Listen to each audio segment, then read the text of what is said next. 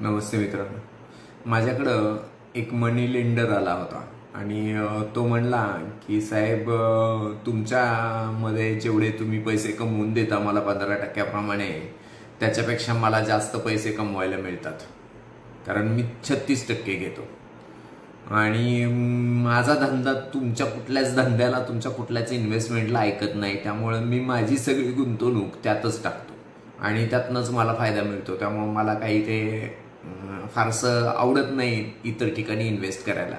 मला शेती सुद्धा घ्यायला नाही आवडत, कारण काय तर शेतीत काय एवढे वाढणार आहेत, काय नाहीत वाढणार. 36% मला मिळतात, त्यामुळे मला धंद्याला ते उपयोगी पडतात.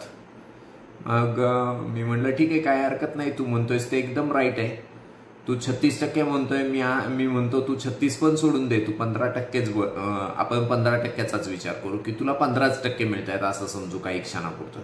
त्याला मी विचारलं की तू केव्हापासून हा धंदा करतोय? तो म्हणला 30 वर्षापासून करतोय. म्हणलं 30 वर्षापूर्वी तू 25 लाखाचं भांडवल जर ठेवलं होतं तुझ्या धंद्यामध्ये, तर त्या 25 लाखाच्या भांडवलाची आत्ताची किंमत 15%ने किती झाली असेल?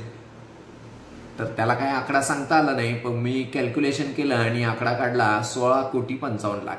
मग मी त्याला विचारलं, तुझ्याकडे 16,55,00,000 रुपये आहेत का या धंद्यातनं कमवलेले? तर तो म्हणला, थोडासा शांत बसला, पण नव्हते त्याच्याकडे असा माझा अंदाज, पण तो काही बोलला नाही. पण मग मी त्याला म्हणलं ठीक आहे, तू म्हणतोस तसं तुला 36% मिळत होते, तर 36% किती होतील आपण काउंट करूया का 25 लाखाचे? मग 36% आम्ही काउंट केले, त्यावेळी मला आकडा मोजणं मुश्किल झालं, तर ते होते 25 अब्ज 35 करोड 75 लाख. मग एवढी रक्कम आहे का 36%? तर ऍक्च्युअल नव्हती. मग ही का नव्हती?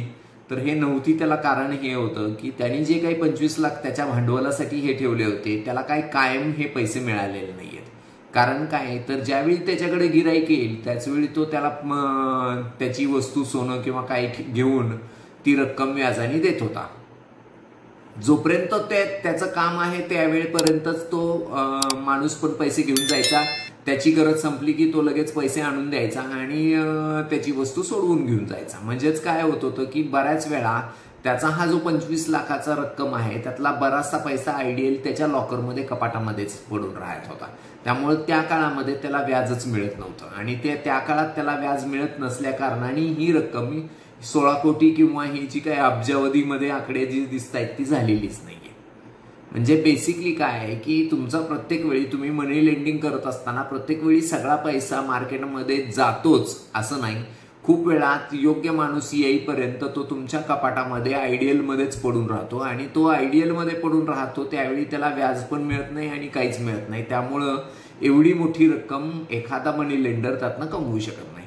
त्याच बाबतीत जर आपण म्युच्युअल फंडाचा एखादा इक्विटी फंड जर बघितला, तर तिथं जर 15% रिटर्न असेल, तर तिथं तुम्ही एकदा टाकलाय पैसा की तो तिथंच राहिलाय आणि तो इन्व्हेस्टच झालेला आहे आणि त्याला कंपाऊंड इंटरेस्ट प्रमाणे 15% व्याज मिळतच राहिले, तर 12-15 मिळेल ऑन एन ॲव्हरेज. पण आपण 15% आता सेन्सेक्सनी मिळाले त्याप्रमाणे जरी धरलं तर ती रक्कम होतीये जवळजवळ 16,55,00,000 आणि ती रक्कम त्याला कुठलीही रिस्क न घेता, तो गिराईक परत आणून पैसे देईल नाही देईल, उद्या मिळतील का वगैरे, हे कुठलाही रिस्क न घेता मिळणारी, म्हणजे आज टाकलेली रक्कम उद्या त्याला काढता पण येईल इतकी लिक्विडिटी असताना, म्हणजे ज्यावेळी 30 वर्षानंतर तुमची कंडिशन अशी असेल की 30 वर्षानंतर तो म्हणेल की मला उद्याच्या उद्या पैसे पाहिजेत, तर 24 तासात त्याच्या खात्यामध्ये पैसे जमा होतील. एवढी लिक्विडिटी असणारी रक्कम त्याला जर 16,55,00,000 मिळत असेल, तर मी म्हणेल मनी लेंडिंग पेक्षा हे कितीतरी चांगलं आहे आणि कितीतरी सोपं आणि